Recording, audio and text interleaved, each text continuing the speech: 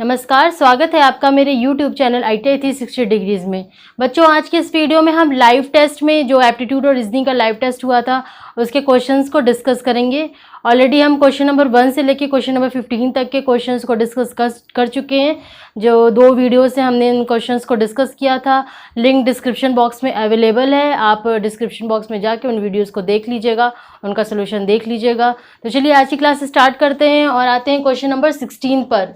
Question number 16 था, निम्नलिखित प्रश्न में विभिन्न स्थानों पर @ चिन्ह विभिन्न गणितीय चिन्हों के लिए है जो चिन्हों के सही क्रम वाले विकल्प के रूप में दिए गए हैं।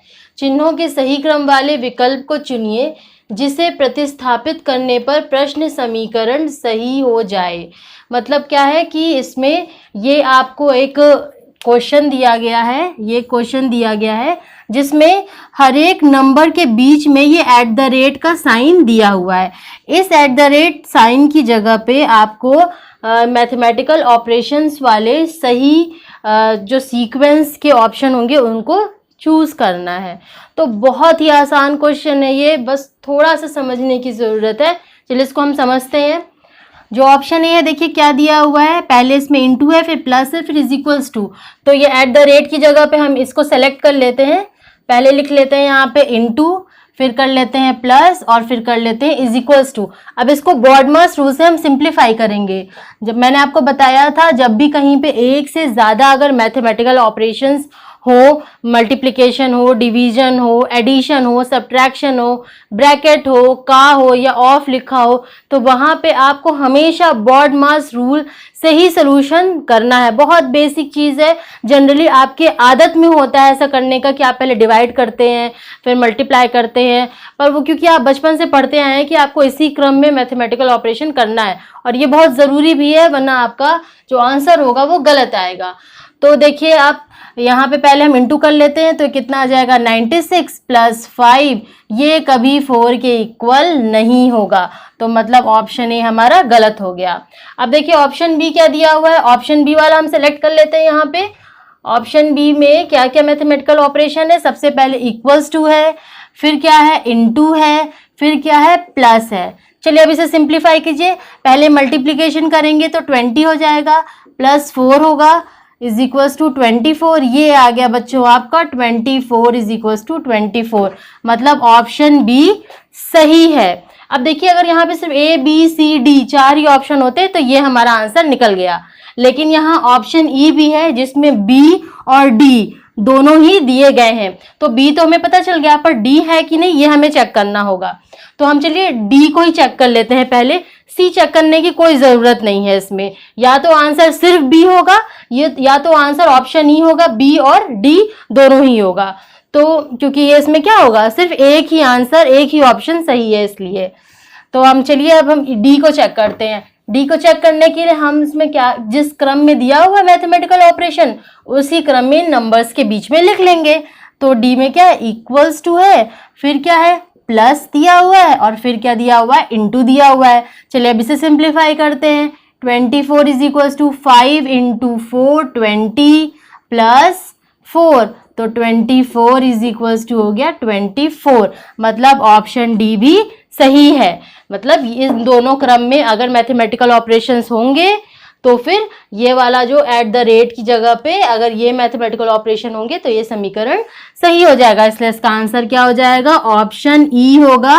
बी और डी दोनों ही होंगे। ठीक है।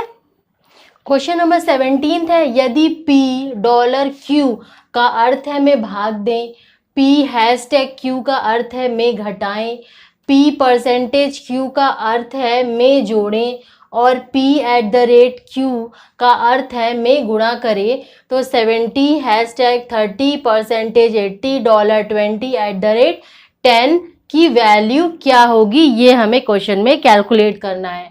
तो बच्चों जो ये क्वेश्चन है, क्वेश्चन नंबर 17 और क्वेश्चन नंबर 16 जो हमने डिस्कस किया था अभी, ये दोनों ही रीजनिंग के क्वेश्चन है। बहुत ही आसान क्वेश्चन है। ऐसे सिंबल पे ही इस टाइप के और भी क्वेश्चन हम डिस्कस कर चुके हैं, 1-2 क्वेश्चंस पिछली क्लास में भी। बहुत आसान क्वेश्चन होते हैं, बस आपको ध्यान देना है कि किस सिंबल का मतलब क्वेश्चन में क्या दिया हुआ है। बस क्वेश्चन आप ध्यान से पढ़िए, आपका क्वेश्चन सॉल्व है, पूरा आपका सही सोल्यूशन निकल जाएगा। सिर्फ आपको एक काम करना है, क्वेश्चन को बहुत ध्यान से पढ़िए और समझिए कि क्वेश्चन में किस सिंबल का क्या मतलब दिया हुआ है। तो देखिए क्वेश्चन में क्या दिया हुआ है, $P का मतलब क्या है, में भाग दें, मतलब डिवाइड करना है। फिर P#Q का क्या मतलब दिया है बच्चों, में घटाएं, मतलब माइनस करना है। P%Q का क्या अर्थ है, में जोड़ें, मतलब ऐड करना है। और P@Q का क्या अर्थ है, में गुणा करें, मतलब मल्टीप्लाई करना है। ये जो एक्सप्रेशन है इसमें जहां पे भी ये सिंबल्स है उनकी जगह पे हम ये मैथमेटिकल ऑपरेशंस लिख लेते हैं। तो ये 70 का मतलब क्या है, -30, परसेंटेज का मतलब क्या है, +80, डॉलर का क्या मतलब है, डिवाइड, 20 का क्या मतलब है, इनटू, और 10। ये बन गया हमारा मैथमेटिकल एक्सप्रेशन और इसको हम अब आसानी से सॉल्व कर सकते हैं। किससे सॉल्व करेंगे बच्चों, इसे सॉल्व करेंगे हम अगेन बॉडमास रूल। ये हमें ध्यान रखना है, सिंप्लीफिकेशन का जो भी क्वेश्चन होगा उसे किससे सॉल्व करेंगे, बॉडमास रूल। सबसे पहले क्या करेंगे, सबसे पहले क्या करेंगे, डिवाइड करेंगे। ठीक है, सबसे पहले डिवाइड करेंगे। तो चलिए कर लेते हैं डिवाइड। 70 - 30 प्लस डिवाइड करेंगे कितना आएगा बच्चों, 4 आएगा, इनटू हो जाएगा 10। अब क्या करेंगे, अब हमें करना है मल्टीप्लाई करना है। तो हम मल्टीप्लाई कर लेते हैं, 70 - 30 प्लस 40। अब हमें क्या करना है, ऐड करना है। ऐड करना है तो देखिए ये प्लस साइन होगा, इसके आगे कोई भी साइन नहीं दिया रहता अगर किसी नंबर के आगे, तो इसे क्या कंसीडर करते हैं, प्लस साइन कंसीडर करते हैं। तो ये +70 और +40 इन दोनों को ऐड कर लेंगे तो ये आ जाएगा 110, माइनस हो जाएगा 30। सबसे लास्ट में हमें सब्ट्रैक्शन करना होता है। तो ये कितना आएगा बच्चों, ये आ जाएगा 110 में 30 माइनस करेंगे तो 80। मतलब इसका आंसर क्या हो जाएगा, ऑप्शन सी। क्वेश्चन नंबर 18 है, एक व्यक्ति ने 8500 रुपये साधारण ब्याज पर 9% वार्षिक ब्याज की दर से उधार लिए। 2.5 वर्ष के अंत में उसे कितना धन वापस देना होगा। मतलब एक व्यक्ति ने अगर 8500 रुपये साधारण ब्याज पे, जिसकी ब्याज की दर कितनी है, 9% है, 2.5 वर्ष के लिए उधार लिए हैं, तो 2.5 वर्ष के बाद उसे कितना धन, टोटल कितना अमाउंट वापस करना पड़ेगा।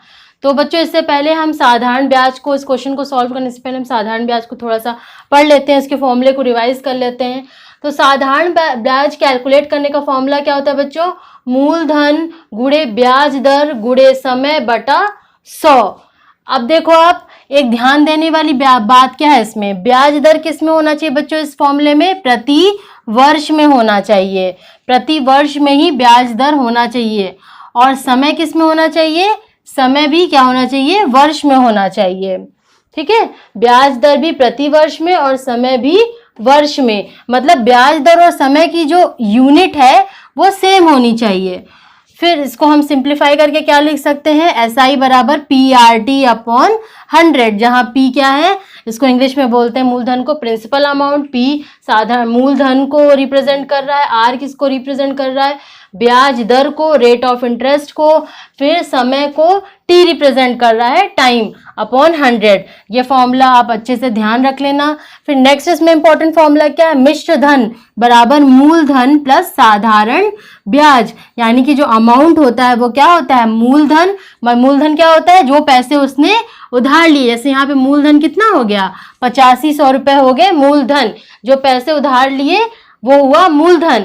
साधारण ब्याज जो हम इससे कैलकुलेट करेंगे, और अमाउंट क्या हो गया, मिश्र धन क्या हुआ, जो पैसे वो वापस करेगा मूलधन, और प्लस जो आप सिंपल इंटरेस्ट इस फॉर्मूले से कैलकुलेट करेंगे। फिर बच्चों नेक्स्ट इंपॉर्टेंट पॉइंट क्या है जो समझना है, SI1 = SI2 = SI3। ये मैंने लिखा हुआ, इसका क्या मतलब हुआ, इसका मतलब ये है कि मान लीजिए अगर 100 रुपये किसी ने उधार लिए, ब्याज की दर कितनी है, 4% प्रति वर्ष, और कितने साल के लिए, 4 वर्ष के लिए। तो जो प्रथम वर्ष में 1 साल के लिए इसका ब्याज कितना बनेगा, 100 का 4% × 1/100 यानी कि 4 रुपये। सिंपली आप क्या कर सकते हैं, 100 का 4% कितना होता है बच्चों, 4 रुपये होता है। फिर दूसरे वर्ष के लिए क्या बनेगा, दूसरे वर्ष के लिए भी 4 रुपये ही होगा। तीसरे वर्ष के लिए क्या इसका साधारण ब्याज होगा, 4 रुपये होगा, और चौथे वर्ष के लिए भी 4 रुपए होगा। मतलब जो प्रथम वर्ष का सिंपल इंटरेस्ट होता है वो बराबर किसके होता है, सेकेंड ईयर के सिंपल इंटरेस्ट के बराबर होता है थर्ड ईयर के सिंपल इंटरेस्ट के, और सो ऑन, ये प्रोसेस कंटिन्यू रहता है। मतलब सिंपल इंटरेस्ट, जो इंटरेस्ट का अगर किसी भी धन पे, किसी भी मूलधन पे अगर साधारण ब्याज लग रहा है तो हर एक वर्ष, जितने भी वर्ष के लिए आप उस धन को रख रहे हैं या किसी से उधार लिए हुए हैं, हर एक वर्ष पे उसमें मिलने वाला ब्याज सेम रहेगा। ब्याज के जो अमाउंट होता है, ब्याज का जो रुपए होता है, उसमें कोई भी परिवर्तन नहीं होता है। ये सिंपल इंटरेस्ट में होता है। तो ये जो इम्पॉर्टेंट पॉइंट्स हैं, ये फॉर्मूला आप ध्यान रखना। सिंपल इंटरेस्ट के लिए इतने फॉर्मूले सफिशिएंट है, इतने ही फॉर्मूले होते हैं, तो आपके सारे क्वेश्चंस इससे सॉल्व हो जाएंगे। तो चलिए अब क्वेश्चन सॉल्व कर लेते हैं। अब देखिए बच्चों, क्वेश्चन में क्या दिया हुआ है कि 8500 रुपए एक व्यक्ति ने उधार लिए हैं 9% वार्षिक ब्याज की दर पे। तो 8500 रुपए क्या हो जाएगा, ये हो जाएगा प्रिंसिपल अमाउंट, या फिर इसे क्या बोलते हैं, मूलधन। 8500 रुपये हो जाएगा मूलधन। फिर क्या दिया, ब्याज की दर कितना है, 9% है, यानी रेट ऑफ इंटरेस्ट कितना दिया हुआ है, 9% वार्षिक ब्याज दर है, यानी कि ये प्रति वर्ष है। उसके बाद बच्चों देखिए समय कितना दिया है, 2.5 वर्ष, मतलब टाइम दिया हुआ है 2.5 वर्ष। अब आप देखो रेट ऑफ इंटरेस्ट भी किस में दिया हुआ, प्रति वर्ष में दिया हुआ, और टाइम भी दिया हुआ है, वर्ष में दिया हुआ है। तो ये हमें कोई भी कन्वर्जन नहीं करना है रेट ऑफ इंटरेस्ट में और टाइम में। अब मान लीजिए अगर टाइम मंथ में दिया होता, मान लीजिए 6 महीने दिया होता, तो हम क्या करते, इसे 12 से डिवाइड कर लेते, क्योंकि एक साल में कितने महीने होते हैं, 12 महीने होते हैं। तो ये हमारा मिल जाता 0.5 वर्ष। ठीक है, मान लीजिए ऐसे ही अगर दिया होता ये 24 महीने मान ली दिया होता है कि 24 महीने के अंत में से कितना धन वापस देना होगा, तो इसे भी हम 12 से डिवाइड करके इसे वर्ष में बदल लेंगे। तो ये बात आपको ध्यान में रखनी है कि रेट ऑफ इंटरेस्ट प्रति वर्ष में दिया है और टाइम वर्ष में दिया है कि नहीं, ये दोनों आप ध्यान रखना। अब देखिए इसमें क्या करना है हमें, क्या इसमें पूछा क्वेश्चन में, कितना धन वापस करना पड़ेगा। क्या बोल रहा है, टोटल कितना धन वापस करना पड़ेगा, मतलब क्वेश्चन में अमाउंट पूछा हुआ है। अगर क्वेश्चन में यह लिखा होता कि उस व्यक्ति को साधारण ब्याज के रूप में कितना पैसा वापस करना पड़ेगा, तो हम बस फॉर्मूले में, जो सिंपल इंटरेस्ट का फॉर्मूला होता है, साधारण ब्याज का फॉर्मूला होता है PRT/100, इससे सिंपल इंटरेस्ट कैलकुलेट कर लेते और वो हमारा आंसर हो जाता। लेकिन क्वेश्चन में पूछा हुआ है कितना धन वापस करना है टोटल उसे, तो वो क्या होगा, वो अमाउंट होगा, यानी प्रिंसिपल होगा और प्लस सिंपल इंटरेस्ट होगा। ये पूछा हुआ आपको क्वेश्चन में। तो चलिए अब इसे सॉल्व कीजिए। सिंपल इंटरेस्ट कितना आएगा कैलकुलेट करके, P कितना है 8500, R कितना है 9, टाइम कितना है 2.5/100। आप जब इसे सिंप्लीफाई कर लोगे तो आ जाएगा 1912 रुपये 50 पैसे। मतलब सिंपल इंटरेस्ट कितना है, 1912 रुपये 50 पैसे। अब उसे कितना रुपए वापस करना पड़ेगा, मतलब टोटल जो अमाउंट है वो क्या है, मूलधन प्लस साधारण ब्याज। मूलधन कितना है 8500 प्लस साधारण ब्याज कितना है 1912 रुपये 50 पैसे। इन दोनों को जब आप जोड़ देंगे तो आएगा 10,412 रुपये 50 पैसे। तो मतलब इसका आंसर क्या हो जाएगा, ऑप्शन ए। क्वेश्चन नंबर 19 है, ए ने बी को 5,000 रुपये 2 वर्ष के लिए तथा सी को 3,000 रुपये 4 वर्ष के लिए साधारण ब्याज की एक ही दर से उधार दिए। मतलब जो रेट ऑफ इंटरेस्ट है वो दोनों केस में क्या है, सेम है। उसने उन दोनों से ब्याज के रूप में 2200 रुपये प्राप्त किए। ब्याज की वार्षिक दर कितनी है।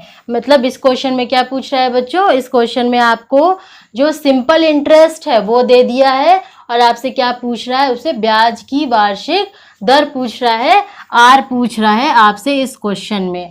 तो क्योंकि देखिए क्वेश्चन में क्या मेंशन किया हुआ है कि दोनों को सेम ब्याज की दर से, ठीक है, दोनों को एक ही ब्याज की दर से उधार दिए हैं, इसलिए हमने मान लिया है कि ब्याज की वार्षिक दर कितनी है, R% है ब्याज की वार्षिक दर। बहुत अच्छे से सॉल्व कर लेंगे इस क्वेश्चन को, बहुत ही आसान क्वेश्चन है। आप समझिए इस क्वेश्चन को, बस क्या करना है, ए ने बी को, ठीक, ए ने बी को कितने रुपए दिए बच्चों? 5,000 रुपए दिए। कितने वर्ष के लिए दिए? 2 वर्ष के लिए दिए। ब्याज की दर कितनी है? R% है। फिर ए ने सी को कितने रुपए दिए? 3,000 रुपए दिए। कितने वर्ष के लिए दिए? 4 वर्ष के लिए दिए। ब्याज की दर कितनी है? R% है। सिंपल इंटरेस्ट का फॉर्मूला क्या है? PRT upon 100। R जो है हमने प्रति वर्ष में माना हुआ है और टाइम वर्ष में दिया हुआ है, तो कोई भी कन्वर्जन नहीं करना है। अब नेक्स्ट क्वेश्चन में क्या दिया हुआ है? उसने उन दोनों से ब्याज के रूप में 2200 रुपए प्राप्त किए। मतलब इस ए ने जब जो बी को पैसे उधार लिए उससे अगर अगर सिंपल इंटरेस्ट SI1 निकल रहा है और ए ने सी को जो पैसे उधार दिए 4 वर्ष के लिए उससे अगर सिंपल इंटरेस्ट SI2 निकल रहा है, तो दोनों ऐड करके कितना आएगा? 2200 रुपये। तो चलिए हम यही लिख लेते हैं, SI1 plus SI2 is equals to कितना दिया है? 2200 रुपये क्वेश्चन में दिया हुआ है। अब इसे इस फॉर्मूले में पुट कर दिए इन वैल्यूज़ को। SI1 कितना हो जाएगा? 5,000 गुणे rate of interest into time upon 100 plus SI2 कितना हो जाएगा? Principal amount into rate of interest into time upon 100 is equals to कितना होगा? 2200 रुपये। सिंप्लीफाई कर दीजिए इसे, कितना आएगा ये? 100R प्लस ये कितना हो जाएगा? 120R is equals to 2200। ये कितना हो जाएगा? 220R is equals to 2200। R is equals to कितना होगा बच्चों? ये हो जाएगा 10%। तो इसका आंसर क्या हो जाएगा बच्चों? Option D 10%। क्वेश्चन नंबर 20 है, 5% वार्षिक ब्याज दर से 3 महीने के लिए निवेश किए गए कितने मूलधन पर साधारण ब्याज 25 रुपये होगा। मतलब इस क्वेश्चन में क्या पूछा हुआ है आपसे? मूलधन पूछा हुआ है, साधारण ब्याज दिया हुआ है, रेट ऑफ इंटरेस्ट दिया हुआ है और समय दिया हुआ है। मूलधन आपको बताना है। तो अब आपके मन में थोड़ा सा कंफ्यूजन हो रहा होगा कि मैम अभी तक तो आपने क्वेश्चन जो कराए उसमें था उधार दिए, इसमें निवेश शब्द आ गया है ना, इसमें निवेश शब्द आ गया। तो ऐसा तो नहीं है, इसका कुछ अलग फॉर्मूला होगा। तो मैं आपको एक एग्जांपल से समझाती हूँ। जैसे आपने पिछले क्वेश्चन में क्या दिया देखा है, ए ने बी को कितने रुपए दिए? 5,000 रुपये उधार दिए। तो ए ने बी को 5,000 रुपये उधार दिए और 10% वार्षिक ब्याज की दर पे उधार दिए। तो बी के लिए, क्योंकि उसने ए से पैसे लिए हैं, इसलिए बी के लिए 5,000 रुपये उधार हो गए। लेकिन ए ने 5,000 रुपये बी को दिए हैं और उसके बदले में वो क्या कर रहा है? उसे 10% ब्याज ले रहा है। तो ये ए के लिए 5,000 रुपये निवेश कहलाएगा। ए के लिए ये 5,000 रुपये निवेश कहलाएगा क्योंकि उससे वो 10% रुपये कमा रहा है। ठीक है। और बी के लिए ये 5,000 रुपये उधार कहलाएगा। तो जो फॉर्मूला होगा, चाहे वो निवेश शब्द हो या इन्वेस्टमेंट शब्द हो या फिर बोरो शब्द हो, उधार लिया ये शब्द हो, जो फॉर्मूला होगा वो सेम होगा। आपको बस चेक क्या करना है कि साधारण ब्याज लिखा हो, सिंपल इंटरेस्ट लिखा हो, क्योंकि आप में से बहुत से बच्चे जानते हैं चक्रवृद्धि ब्याज भी होता है, कंपाउंड इंटरेस्ट भी होता है। तो आपको जो ध्यान देना है वो क्या चीज़ ध्यान देना है कि यहाँ पे साधारण ब्याज लिखा हो। तो चलिए अब क्वेश्चन की तरफ बढ़ते हैं। क्वेश्चन में क्या दिया हुआ बच्चों की जो वार्षिक ब्याज दर है वो 5% है, यानी आर है वो है 5%, और टाइम कितना दिया हुआ है? 3 महीने दिया हुआ है। देखिए यहाँ पे आ गया वो पॉइंट, टाइम किस में होना चाहिए? वर्ष में होना चाहिए। तो यहाँ हम 3 महीने को 12 से डिवाइड कर लेंगे तो 1/4 वर्ष हो जाएगा। ये समय हो गया। फिर मूलधन हमें नहीं पता है, मूलधन हमें कैलकुलेट करना है, लेकिन हमें क्या पता है? सिंपल इंटरेस्ट पता है। इस क्वेश्चन में 25 रुपए है। तो चलिए सिंपल इंटरेस्ट का फॉर्मूला लिखते हैं। Simple interest is equals to PRT upon 100। Simple interest है 25, P हमें नहीं पता है, R कितना है 5, टाइम कितना है 1/4 अपॉन 100। अब P सारी जो जितनी भी क्वांटिटीज हैं इनको हम क्या करते हैं? ले आते हैं लेफ्ट हैंड साइड। ठीक है। तो P बराबर क्या हो जाएगा यहाँ पे? 25 × 100, जो यहाँ पे जब हम इक्वल से चेंज करते हैं डायरेक्शन जब हम 25 को इधर ले जाएंगे तो 25 में डिवाइड में हो जाएगा। ऐसे ही जब हम इस वाली क्वांटिटी को इधर ले आएंगे इक्वल टू के, तो जो डिवाइड में था वो मल्टीप्लीकेशन में हो जाएगा और जो मल्टीप्लीकेशन में था वो डिवीजन में हो जाएगा। 5 × 1/4, तो ये कट जाएगा 5 टाइम्स। अब आप देखो क्या होगा यहाँ पे, 500 × 4 ऊपर चला जाएगा, तो ये कितना हो जाएगा, 2000 रुपए। तो इसका आंसर क्या हो जाएगा, ऑप्शन डी, 2000 रुपए। तो बच्चों आज की क्लास में बस इतना ही, बाकी के क्वेश्चन हम नेक्स्ट क्लास में डिस्कस करेंगे। वीडियो अच्छी लगी हो तो वीडियो को लाइक कर देना, पहली बार देख रहे हो तो चैनल को सब्सक्राइब कर देना, क्योंकि ऐसी यूजफुल वीडियो हमारे चैनल पे अपलोड होती रहती है। CTI प्रवेश परीक्षा की तैयारी के लिए आपको बहुत ढेर सारी शुभकामनाएं। धन्यवाद।